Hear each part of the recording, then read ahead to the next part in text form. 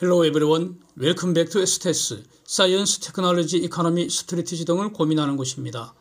러시아 가스 파이프가 발틱해 해주를 통해서 지금 독일로 오는 게 두 개가 있지 않습니까? 노드스트림 1이 있고 노드스트림 2가 있는데 이 노드스트림 2에서 대형 가스 누출 사고가 발생한 것 같습니다. 그래서 이것이 가스 가격에 미치는 영향, 또 환경, 특히 온실가스에 미치는 영향, 이거 한번 정리해 보겠습니다. 사진 보시면 유럽으로 가는 러시아 가스 파이프라인 현황을 쭉 보여주는데 발틱 해지를 지나는 노드스트림 1 또 노드스트림 2 보입니다. 노드스트림 2는 점선으로 표시되어 있는데 저거 그릴 당시는 아마 공사 중이어서 점선으로 표시한 것 같고요. 지금은 다 완공됐죠. 저 노드스트림 2가 독일까지 대략 한 1230km 거리라는데 준공 다 하고 나서 장사를 바로 개시하기 직전에 러시아의 유크레인 침략 전쟁 거기에 대한 제재로 독일이 바로 취소시켜버린 거죠. 그래서 준공되고 나서 한 번도 사용하지 못한 비운의 가스 파이프가 노드스트림 2입니다. 근데 이게 이제 빈 파이프가 아니고 여기에 가스가 대략 한 300밀리언 큐빅미터, 즉 3억 큐빅미터 채워져서 밀봉되어 있었고 이때 밀봉 압력이 105바였다는 겁니다.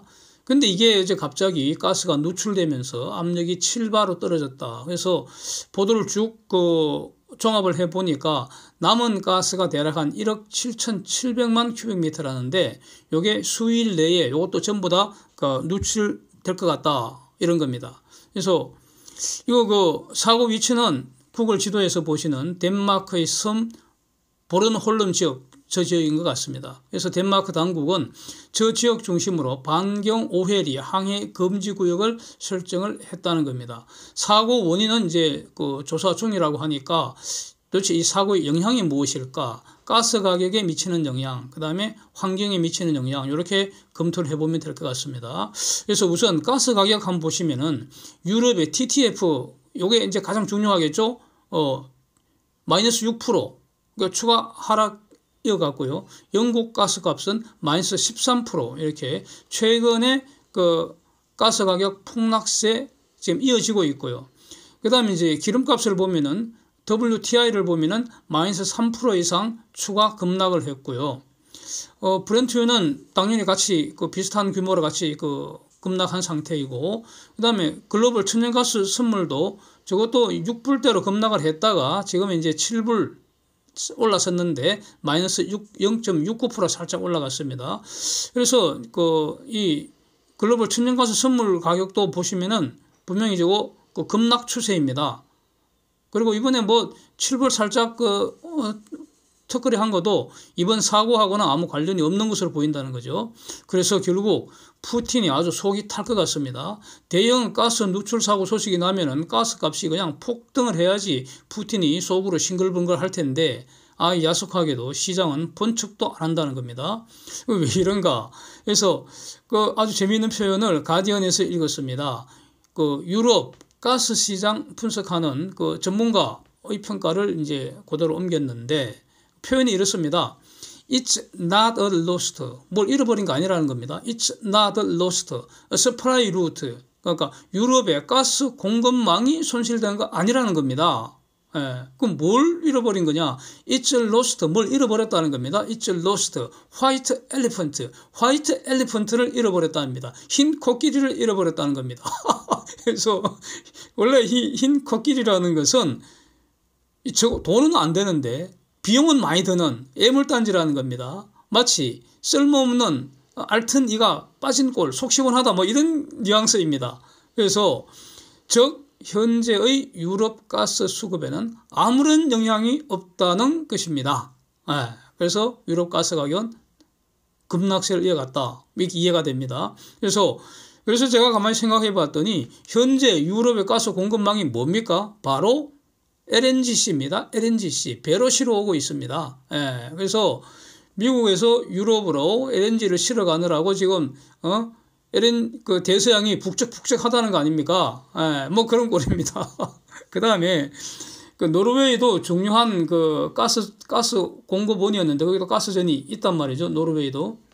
근데 그게 한창 그 가스 가격 폭등하던 그 즈음에 노르웨이 가스전이 가동 중단되고 있었는데 그게 지금 얼마 전부터 다시 재가동이 됐다는 겁니다. 그래서 공급망이 더 달라져 있고요.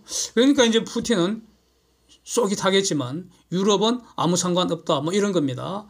그래서 또 다른 점은 작년과 달리 북해에는 지금 바람이 엄청 분다는 겁니다. 즉 풍력 발전량이 확 늘었다 이런 겁니다. 그래서 그 푸틴이 가스관 잠근다고 막 깽판 칠 것에 대비해서 그동안 부지런히 또 가스 창고를 채워왔다는 겁니다. 그래서 지금 노드 스트림 1 이게 매우 중요한 어쩌면 가장 핵심적인 가스 파이프였는데 이거 지금 완전히 잠겼잖아요. 9월 초부터. 예. 그리고 다른 지역, 위 사진에서 봤던 다른 지역 가스 파이프도 사실상 다 잠긴 겁니다. 예. 평소에 오던 물량 이제 한 10%가량 온다는 거 아닙니까?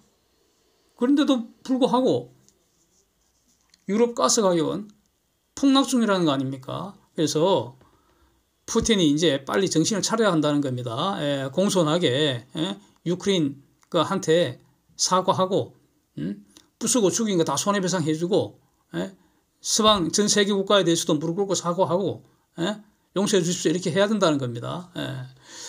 자, 이제 환경 영향은 어떤가 한번 보겠습니다. 여기서 이제 가스의 본질이 메탄 아닙니까? CH4.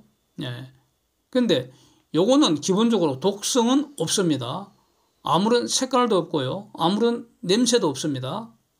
그런데 만약에 이게 어떤 폐쇄된 공간에 이 CH4 농도가 많아지면 그러면 산소 농도가 부족해지니까 질식사고는 일어날 수가 있다는 겁니다. 그래서 저 사고 난 지역 오헤리 근방 해상에 항해 금지를 시킨 것 같습니다. 아무런 냄새도 없고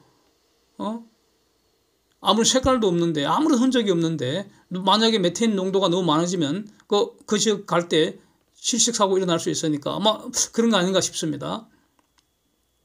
근데 문제는 요게 대기 중에 노출이 되면은 여기 온실가스가 된다는 거죠. 그래서 이산화탄소 CO2보다도 더 지독한 온실가스라는 겁니다.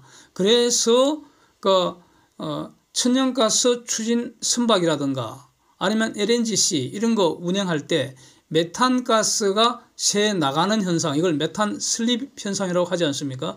요걸 이제 제로로 하려는 그런 연구개발 이 노력이 지금 집중되고 있다. 이런 상황입니다. 그리고 가스 파이프로 가스를 보낼 때도 당연히 메탄 슬립은 이제 발생을 하는 것이기 때문에 러시아가 가스 파이프 잠근다고 막 협박하던 그 초반에 일부 유럽의 환경단체는 야 하면 좋겠다 빨리 해라 이랬다는 겁니다. 왜냐하면 파이프에서 메탄 슬립이 줄어들 테니까 환경에 굿뉴스다 이런 겁니다.